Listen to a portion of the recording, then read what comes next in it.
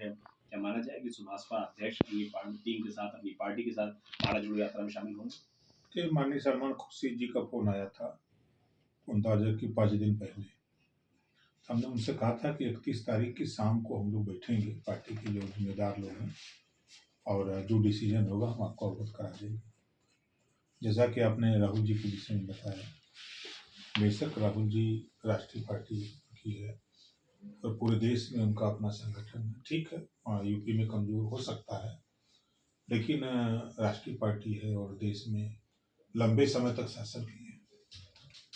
जो उनकी अपील है जायज़ है, और शाम को फिर जैसा होगा वैसा हम फैसला लेंगे। फैसला आप लेने की बात कर रहे हैं, जब अखिलेश यादव से सवाल किया जाता है, जयंत चौधरी से सवाल किया जाता है, तो लोग सवाल टाल जाते हैं, कहते हैं कि भावना तो हमारी उनके साथ है, लेकिन जाएंगे नहीं जाएंगे इसको लेकर सवाल डाल जाते हैं। जयंत चौधरी कहते हैं कि हमारा जो शेड्यूल है पहले से वो दूसरी यहाँ बना हुआ है, तो अगर भावना है तो जाने में गुरेज किस बात का? देखिए, एक तो नेताओं को ईडी का डर सता रहा है, ईडी और सीबीआई का। जो विपक्ष की गोलबंदी नहीं हो रही है, हमने टीवी पे देखा है जो कांग्रेस की सरकार थी, तो सुप्रीम कोर्ट ने कमेंट किया था सीबीआई के कि सीबीआई तोता है, मतलब सरकार का गुलाम है। अभी बॉम्बे हाई कोर्ट ने ईडी पर, संजय राउत के मामले पर ईडी की बड़ी लताड़ लगाई थी। तो जो जगह जगह से हाई कोर्ट, सुप्रीम कोर्ट से जो बातें आ रही हैं, तो उससे निश्चित है कि नेता लोग जो है, जो सत्ता का मलाई काट चुके हैं, वो लोग डरते हैं। सही बात तो ये है। इस नाते जो है वो किसी के साथ जाने में आनाकानी करते हैं। आप बड़ी बेबाकी से देखिए अपनी बात करते हैं। सरकार में आप थे तो सरकार के बारे में कोई आलोचना थी, बहुत खुले तौर पे आप कर देते थे। ईडी का भी आपने जिक्र किया, सीबीआई का आपने जिक्र किया, तो माना जाए कि सुभाषपा अध्यक्ष ओम प्रकाश राजभर राहुल गांधी की भारत जोड़ो यात्रा में शामिल हो सकते हैं, क्योंकि वो डरते किसी से नहीं है। नहीं, देखिए, शाम को, हम फिर कह रहा हूँ, शाम को बुलाया हूँ सबको, क्योंकि हमने सलमान जी से बताया है कि हम आपको शाम को 7-8 बजे रात तक बता देंगे क्या डिसीजन है, और तो हमको अंदाजा कि 8:30 बजे तक बता देंगे कि हाँ या नहीं। आईपी सिंह समाजवादी पार्टी के नेता हैं, उन्होंने ट्वीट किया हाल ही में, प्रधानमंत्री नरेंद्र मोदी जी की माता जी का स्वर्गवास हुआ। उन्होंने कहा कि एक बेटा वो है जो 13 दिन तक पूरे संस्कार करता है और सारे कामों को छोड़ देता है, और एक बेटा वो है जो कि माँ की अग्नि को देने के बाद एक कार्यक्रम में शामिल हो जाते हैं। सूतक का उन्होंने जिक्र किया कि सूतक काल में तो कोई काम किया नहीं जाता है। कौन असली हिंदू है? देखिए, आप वो जिस तरह की उन्होंने ट्वीट किया है, उनको ट्वीट करना चाहिए कि प्रमोशन में आरक्षण किसने खत्म किया। ट्वीट करना चाहिए कि समाजवादी पार्टी ने प्रमोशन में आरक्षण खत्म किया है। उनको ट्वीट करना चाहिए था कि 4 सितंबर 2013 हाई कोर्ट ने फैसला दिया था कि उत्तर प्रदेश में जो 27% रिजर्वेशन है, उस 27% रिजर्वेशन का लाभ 12 जातियां खाली उठा रही हैं। 4 सितंबर 2013 का फैसला है, 5 सितंबर का अखबार में ये समाचार है। सरकार को, उत्तर प्रदेश सरकार को हाई कोर्ट ने कहा कि शेष जातियों को लाभ कैसे मिले, इसका बंटवारा करके आप उनको लाभ दीजिए। लाभ नहीं दिला पाए। उस समय ट्वीट नहीं किए कि क्या इस समय भी ट्वीट करना चाहिए, गरमाया हुआ है आरक्षण का मुद्दा, कि हमको भी हाई कोर्ट ने आदेश दिया था, हमारी सरकार थी, माननीय अखिलेश यादव जी मुख्यमंत्री थे, हमने ऐसा नहीं किया।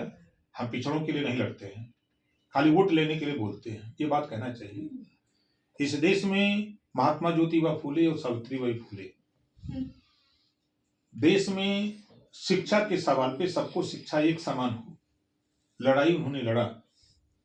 जब मायावती जी ने किसी जिले का नाम जब रखा, उसको बदला किसने?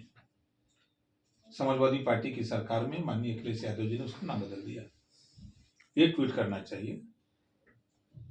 हिस्सेदारी कैसे मिले? प्रदेश में तमाम ऐसे गरीब कमजोर बेचारे हैं जो बिजली का बिल नहीं दे पा रहे हैं। लाखों करोड़ रुपया अमीरों के कर्जे डिफॉल्टर घोषित करके आरबीआई से लोन लेने वाले लोगों का कर्जा माफ हो रहा है। तुमको ट्वीट करना चाहिए कि यदि लाखों करोड़ रुपया अमीरों के कर्जे आरबीआई से लोन लेने वालों के माफ हो सकते हैं, तो गरीबों के घरेलू बिजली का बिल भी उन्हें डिफॉल्टर घोषित करके माफ करना चाहिए। लेकिन वो मुद्दों की राजनीति नहीं करते, एक दूसरे की शिकायत करके। देश के प्रधानमंत्री जी हैं, उनकी माता जी मरी, वो देश के जिम्मेदार पद पर 135 करोड़ आबादी की जिम्मेदारी उन्होंने उठा रखी है। देश के लोगों ने उनको जिम्मेदारी दी है, उस जिम्मेदारी का भी निर्वहन करना है। और रीति रिवाज से जो व्यवस्था है समाज के, सामाजिक व्यवस्था में अपनी माँ का क्रियाक्रम भी करना है। क्या बुरा किया उन्होंने? माँ की अंत्येष्टि भी कर रहे हैं, माँ के कार्यक्रम भी कर रहे हैं, और देश की सेवा की जो जिम्मेदारी उठाई है, जो जिम्मेदारी देश के लोगों ने उनको भरोसा जताया है, तो क्या बुरा किया है? ये हम तो ऐसे साथी की निंदा करते हैं। ओबीसी आयोग की बड़ी बैठक है, उसमें कहा गया है कि वो जो आयोग के सदस्य हैं वो 6 महीने तक जिलों जिलों में जाएंगे, लोगों से मुलाकात करेंगे, बातचीत करेंगे और कोशिश करेंगे जो ट्रिपल टेस्ट फॉर्मूला की बात कही गई थी उसको लागू करें और आरक्षण को लागू करने के बाद चुनाव करवाएं। आपको क्या उम्मीदें हैं आयोग से? देखिए, 1953 में काका कालेलकर आयोग गठित हुआ, उसके बाद मंडल आयोग गठित हुआ, फिर आपके हुकुम सिंह जी के नेतृत्व में सामाजिक न्याय कमेटी बनी, फिर रोहिणी आयोग बना, फिर राघवेंद्र सिंह जी के नेतृत्व में सामाजिक न्याय समिति बनी, फिर पिछड़ा वर्ग आयोग बना। हम तो सरकार से कहेंगे कि जो आपने आयोग बनाया है उसी को सामाजिक न्याय समिति की जो रिपोर्ट तैयार है, आप रद्दी की टोकरी में रखे हैं, जो 7, 9, 11 में बंटवारा है, उसको भी आप परीक्षण करा करके उसको लागू कर दीजिए। और अनियमितता, देखिए हाई कोर्ट ने एक आदेश दिया 11 मार्च 2022 को भर राज्यभर जाति को अनुसूचित जनजाति में शामिल करने का। 2 महीने के अंदर सरकार को कहा कि ये प्रस्ताव भेज के इसको शामिल कराइए, लेकिन सरकार ने इसको अमली जामा नहीं पहनाया। तो 6 महीना, अब हाई कोर्ट कह रहा है कि समय पर चुनाव करा दिया जाए। सरकार भी कह रही है कि बगैर आरक्षण के चुनाव नहीं कराएंगे, हम पिछड़ों को आरक्षण देके ही चुनाव कराएंगे। ओम प्रकाश राजभर भी कह रहे हैं कि बगैर आरक्षण के चुनाव नहीं होने देंगे। और जो बैठक हो रही है, मैंने भी एक दिन बयान देखा कि 6 महीने लगेगा। 6 महीने लगेगा तो अब पहले तो उस पर स्टे ले लीजिए, सरकार को चाहिए भाई। सरकार गई है सुप्रीम कोर्ट, स्टे मिल जाता है, जांच हो। एक महत्वपूर्ण बात यह है कि आपके ऑफिस में भी बात सामने आई कि आपके ऑफिस में कुछ लोग तरक्की कर रहे थे, कुछ लोग गलत तरीके से अंदर घुस आए थे आप लोगों की तरफ से। हजरतगंज थाने में एक तहरीर भी दी गई है। क्या है मामला, कौन हो सकते हैं ये लोग जो आपके ऑफिस में जबरदस्ती घुस आए थे, वीडियो बनाने की कोशिश कर रहे थे, धमका के चले गए? देखिए, हमारे बेसिक फोन पर, हमारे खुद फोन पर अरविंद, अरुण चौधरी जो यहाँ कार्यालय पर लोग हैं, बराबर फोन आते रहते हैं। शायद सुनेंगे तो आप भी कहेंगे कि ऐसा ही सब क्यों कर रहे हैं, क्या कारण है। इंटरनेट से धमकी देना कि इस तरह बोलोगे तो कार्यालय उड़ा देंगे। किस तरह बोलने की बात बोल रहे हैं? यही जो कि आरक्षण पे जो बात बोली जा रही है कि भाई समाजवादी पार्टी की सरकार में ऐसा हुआ, बीजेपी की सरकार में ऐसा हुआ, बसपा की सरकार में ऐसा हुआ, तो अब कुछ लोगों को बुरा लग रहा है कि अभी तो तुम लोगों की जबान बोल रही है, हम लोगों की बंदूकें बोलेंगी, तब जबान तुम लोगों की बंद होगी। इस तरह का धमकी, और हम लोगों के व्हाट्सएप पर खुद आकर के लिख रहे हैं समाजवादी पार्टी का नेता बन करके कि सपा के खिलाफ मत बोलो, बोलोगे तो हमारी बंदूकें बोलेंगी, हम भले अखिलेश जी के नाम पर हम 20 साल जेल रहेंगे लेकिन हम जिंदा नहीं रहने देंगे। ये क्यों लिख रहे हैं, क्या कारण है इस तरह की बात? अब परसों 4 लोग आए गाड़ी से, घूम टहल करके देख के चले गए। कल फिर वो लोग हाजिर हो गए तो कोई भाई आप ही से आना जाना लगा रहता, तो अमूमन हम लोग इतना ध्यान नहीं देते हैं भाई, कार्यालय कोई भी अपना दुख आएगा। लेकिन वो लोग आए तो खड़ा होकर लगे फोटो खींच लो, उस गेट का खींचे, अंदर आए तो फोटो खींचे, फिर यहाँ खींचे, इसका खींचे, फिर बाहर फोटो खींचे, सारा फोटो खींचने लगे। तो धर्म प्रकाश चौधरी जी निकल करके जब देखे फोटो खींच रहे तो उनको मना किए थे, इनको सब गाली गुस्सा देने लगे, इनको डांटने लगे। ठीक है भाई, तभी इन्होंने मोबाइल निकाला कि हम इनका रिकॉर्डिंग करें। तो उन लोगों ने कहा कि घबराओ नहीं, जल्दी ही तुम लोगों की छुट्टी हो जाएगी, यहाँ से न रहेगी बांस न बाजेगी बंसुरी। तो फिर इन्होंने गाड़ी की फोटो खींची उसमें बैठे हुए, तो यूपी 58 यू 0770 नंबर है।